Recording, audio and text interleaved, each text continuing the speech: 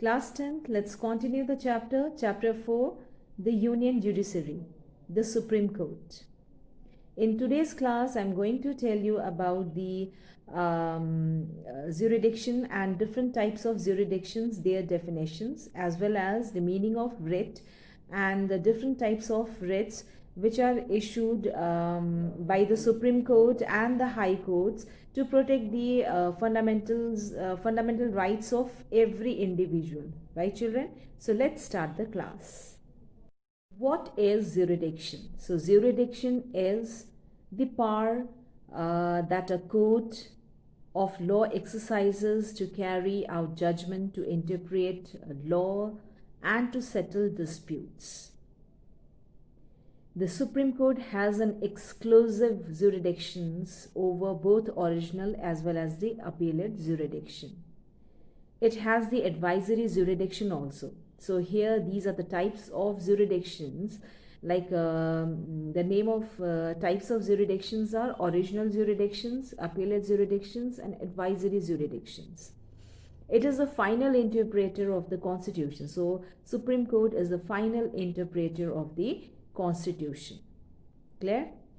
Okay, now first is original jurisdiction. So what is original jurisdiction? It is that jurisdiction, or the original jurisdiction extends to those cases which Supreme Court has authority to hear and decide in the first instance. So this is very important point to be noted, that the Supreme Court hears, if the Supreme Court hears the case for the first time or at the first instance, that is known as original jurisdiction. Right? The Supreme Court in its original jurisdictions entertains suits in the following cases. Now all cases will not directly go to the Supreme Court, or the Supreme Court will not hear all the cases, right? Only those cases will hear by the Supreme Court, like a dispute between, a conflict between the government of India and one or more states, disputes between two or more states, conflict between the union and any state. So these type of cases directly go to the Supreme Court, and the Supreme Court hears the case for the first time. That is known as original jurisdiction. And as I already told you, the examples the cases like state versus states, or one state versus more than one or two states, union versus union versus state, or a central versus any state, or a dispute between the government of India or and one or more states. So these cases directly they go to the Supreme Court, or they directly these cases are here directly to the Supreme Court. Now one more important case is that the Supreme Court entertains suits for the enforcement of fundamental rights also. If somebody's fundamental rights is violated, that case is also directly goes to the Supreme Court. So this jurisdiction is not exclusive, because high courts also issue writs to enforce rights. So high courts are also there to protect the fundamental rights of every individual. Original jurisdictions extends to such other cases in which the interpretation of the law of the Constitution, is involved. Clear? Okay. So original jurisdiction clearly means that the Supreme Court is hearing the case for the first time, or at the first instance. That's your original jurisdiction. Now next is appellate jurisdiction. Okay, appellate jurisdiction means it is a court of appeal is one which may reduce or change the decisions given by the lower courts. So we can say Supreme Court, as we know that India has a single unified judicial system. So whatever decision is given by the Supreme Court, that has to be obeyed, or that has to be that is final. That decision is final. That is why the Court of Appeal or the Supreme Court is the final court of appeal, right? So an appeal lies to the Supreme Court from any judgment or final order of a high court in India. The appellate jurisdiction extends to the following cases. It's written here. So we can say like if a person does not find a satisfactory decision, or if a person is not satisfied with the decision of the district court, then the person will appeal to the high courts. And high court, if the person is still not satisfied with the decision of decision given by the high court, then that person will appeal to the Supreme Court. And Supreme Court is the final interpreter, or we can say it's the Supreme Court, the decision given by the Supreme Court is the final, right? So we can say the Supreme Court is the final interpreter, or the final court of appeal. Okay, the appellate jurisdiction extends to the following cases, like the constitutional cases, civil cases, the cases related to civil matters, and criminal matters. Advisory or consultative jurisdictions, power of president to consult the Supreme Court. So advisory jurisdiction of Supreme Court defines the as the president may obtain the opinion of the Supreme Court on a question of law or fact which is of public importance, and questions must be specific, very specific, and not general or vague means should be more clear, right? The Supreme Court may report in the opinion and its opinion after such hearing as it thinks fit. Now, 2 points need to be noted here: that the Supreme Court is not bound to express any opinion on questions submitted to it. That means the Supreme Court is not supposed to may answer or may not. So it is Supreme Court is not bound to express any opinion, right? Secondly, the advisory opinion of the Supreme Court is not binding on the president or on other courts because it is not a judicial decision, right? Okay, now next is revisory jurisdiction. The Supreme Court has power to review any judgment pronounced by it. So the Supreme Court can revise any judgment pronounced by it. This provision shows that human judgment is fallible. That means the court is also capable of making mistakes. In case of those mistakes, the Supreme Court has a power to review or to recheck that judgment. So that shows that this provision, that means revisory function, or that provision shows that the human judgment is also fallible. That means capable of doing mistakes. It may therefore correct something that was misjudged. So whatever, if the judgment is misjudged, then that can be corrected, right? So that comes under the revisory function, or the power to review its judgments. Clear? Okay, now next is Supreme Court is a court of record. So Supreme Court acts as a court of record. There are two features of this provision. Number one is what? A Supreme Court is a court of record is one whose judgments are recorded for evidence, for testimony, for the future reference, right? They are not to be questioned when they are produced before any court.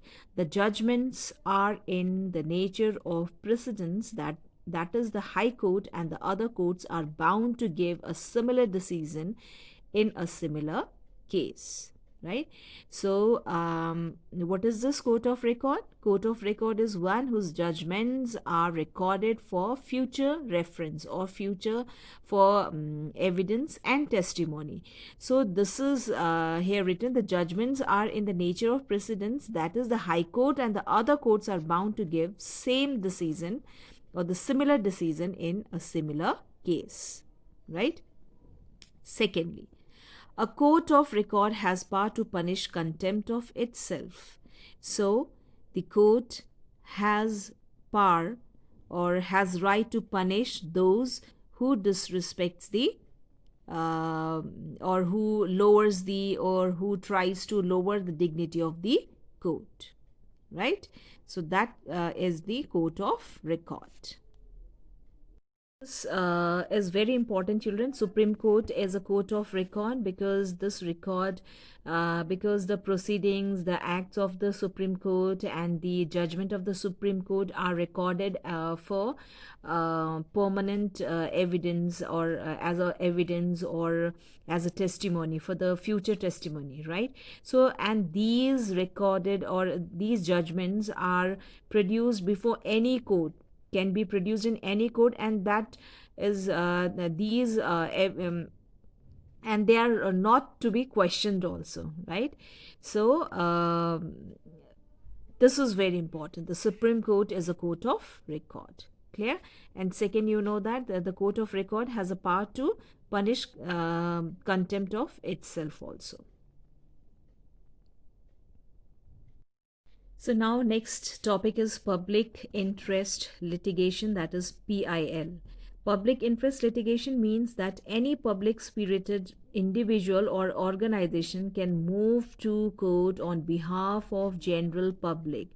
So here it's written also in the case of bonded laborers in the Bhiwani district of Haryana, the Supreme Court appointed 2 commissioners, and one was an advocate and another one was a journalist, to inquire into the conditions of the workers. They were freed from their bondage. So PIL is what? Public interest litigation means, or the public interest litigation is the use of the law to advance human rights and equality, or to raise issues of broad public concern. Clear? So PIL is what? It's a public spirited individual or organization which can move to the court on the behalf of general public, and is the use of, and this PIL is the use of the law to advance human rights and equality and raise the issues of the general we can say general public.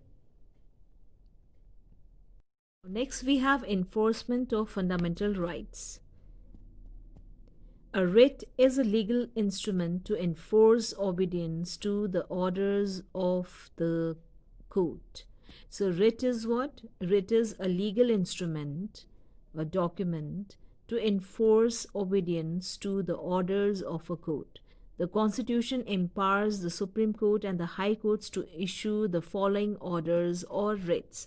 So writ is what? It's a legal instrument to ensure, which is issued by the High Courts or Supreme Court to ensure or to enforce the obedience to the orders of a court, right? So now these writs are issued under such conditions. Number one is writ of habeas corpus, is that writ which is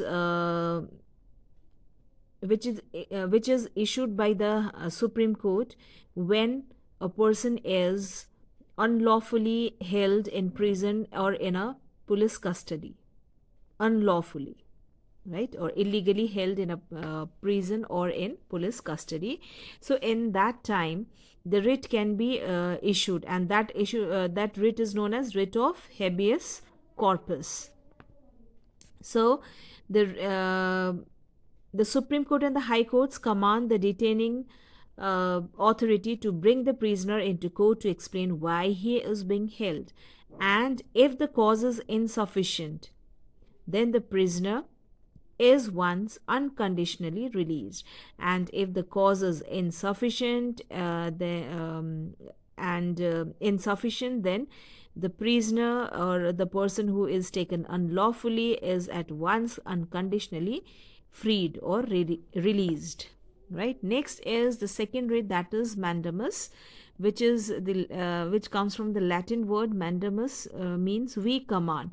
So the purpose of this writ is to compel an inferior court or an individual. So inferior court means lower to the Supreme Court. Inferior courts, lower courts, to perform their duty. Clear? The duty must be imposed by the constitution or some law. Mandamus will not lie against a private individual or organization unless they are entrusted with a public duty. So, mandamus means we command. So, we command means the main purpose of this writ is to compel an inferior court or the lower courts to perform their duty well. Right? Now, next is prohibition. A writ of prohibition is issued to prevent an inferior court. Again, inferior court means lower courts, lower to the Supreme Court, from exercising powers with which it is not legally vested.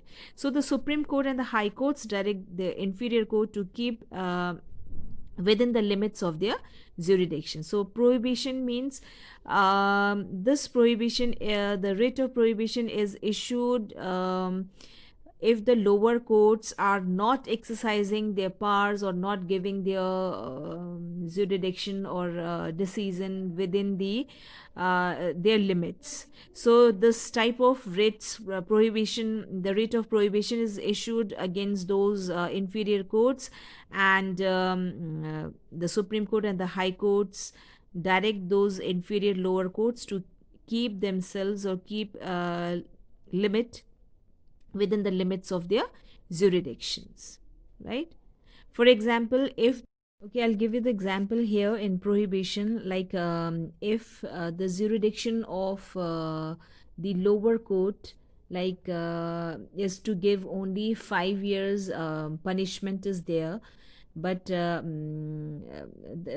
lower court like criminal courts in district, they cannot extend that 5 years to 7 years or 8 years or 9 years, right? So limitation is the punishment is for 5 years only, right? So that is if the lower courts or the criminal courts give 10 years imprisonment or lifetime imprisonment, so that is not within their that jurisdiction is not within their limits. So in that case, the high courts or the Supreme Courts direct the lower courts or the criminal courts to keep within the limits of the jurisdictions, and that time, in that case, in that time, this type of writ is issued by the high courts and the Supreme Court, that is known as the writ of prohibition. The certiorari, that means the term certiorari means the to be informed of what is going on. So this writ, the lower courts in this, the lower court is asked to hand over the record of a particular case to the higher court. So this is clear that the higher court will ask the records of the particular case to submit or to hand over or to hand over the record of a particular case in any case to the higher court. So the writ of prohibition and certiorari, they are what both aiming or aim at restraining the inferior courts from exceeding their jurisdictions, right? So the difference between these two is that they are issued at different stages of the proceedings. When the inferior court is hearing matter over which it has no jurisdiction, the superior court shall issue the writ of prohibition. And on the other hand, if the court hears that case and gives a decision, the superior court shall issue the writ of certiorari, right? And asks the lower courts to hand over the record of that particular case. Now next is the last one, the last writ, that is a writ of quo warranto. So this writ is directed against a person who has wrongfully usurped an office. The office must be a public office or an office of public nature. So that office must be of public office or a office of public nature. If somebody has taken someone's office, that public office or public office of public nature has taken illegally, in that case, this writ of quo warranto is issued against that person. So the writ calls upon the person to show under what authority he holds the office, and if the court decides that the person concerned is holding the office illegally, then it may declare that the office to be vacant. Clear? So if the court thinks, or if the court decides that the person has illegally taken that office, then that person has to vacate that office. So that is quo warranto, writ of quo warranto. Clear? Okay. Next is Supreme Court's power of judicial review, its role as a guardian and the final interpreter of the Constitution. So this is very important. What is meant by judicial review? So judicial review means it is the power of the Supreme Court to examine, to check the laws passed by the legislature. This is important. Passed by the legislature. We know that in the Union Parliament, the legislatives or the legislatures, they make the rules and regulations. So this is the function or the power of the Supreme Court to check the laws passed by the legislature and the orders issued by the executive official. So that is, we know that the laws are implemented by the executive official. So executive means the government, ruling government, the ministers or council of ministers, prime minister, chief minister and the council of ministers, and to find out whether or not they are permitted by the constitution. Clear?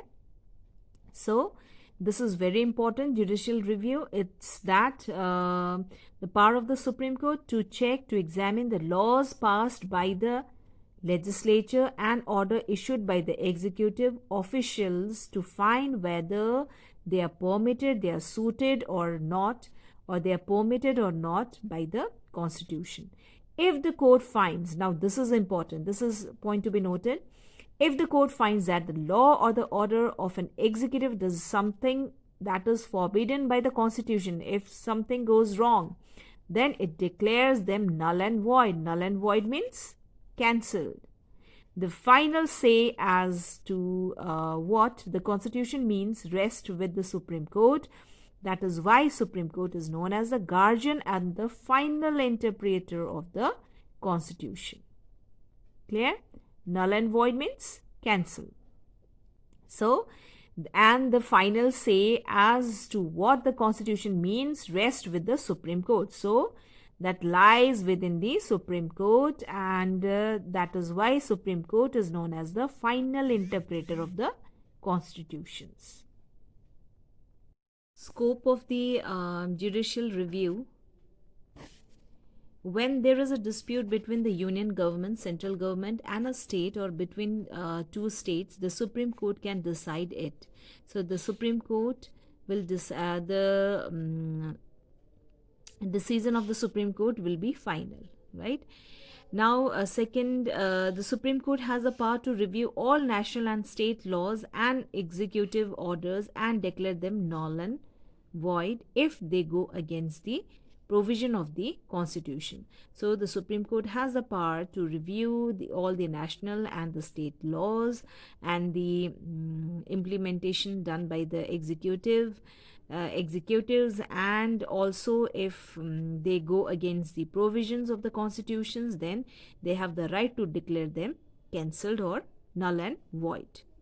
The Supreme Court is the guardian of the fundamental rights. As I already told you, it is empowered to issue various writs to enforce the fundamental rights, and those writs are writs of mandamus, habeas corpus, and quo warrantos, and writs of prohibition. These are the various writs which are issued to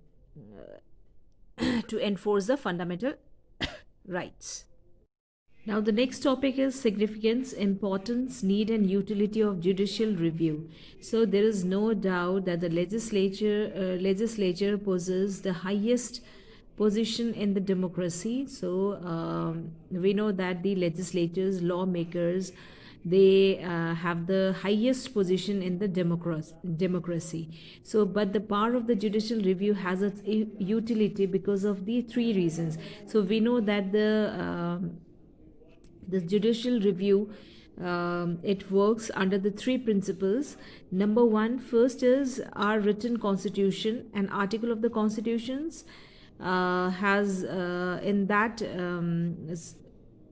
it has written that so naturally the question of interpretation of the constitution is bound to arise at times. So that means the constitution is the supreme law of the country, right? And there is no other power beyond that, our constitution, right? Second is the constitution has provided limited powers to the center and the states. So if the union government and the states go beyond their limits, the functioning of a federal government will be disturbed, right? So only a Supreme Court can settle the dispute between the government of India or versus any state. So the Supreme Court has the ultimate authority in the ruling government or the ruling matters or the constitutional matters, right? So only the Supreme Court can settle that those kind of disputes or a conflict between the government and the with the other states. Now, third is the legislature does not possess the ability and the impartiality which are needed to explain what the law means. So it does not have the ability to take quick decisions also. So this function can be the best performed by a judicial body alone. So that is why the judicial body or this Supreme Court, High Courts, or this organ of the judicial body, like the Supreme Court, High Courts, these judicial bodies are kept separately from the executives and the legislatures so that they would not be influenced by these legislatures or the executives, right? Okay. But the parliament can amend the constitutions. Amend the constitutions means can change the laws, rules, and regulations to reverse the effect of a judicial decision. That is why the judiciary must rule against any law that conflicts with the constitution. Clear? Okay. Okay, children, I'll take your leave now. In the next video, hopefully I'll start a new chapter, and the chapter name is the state judiciary, the high courts. So be ready for that. Till then, stay safe, stay healthy. Thank you.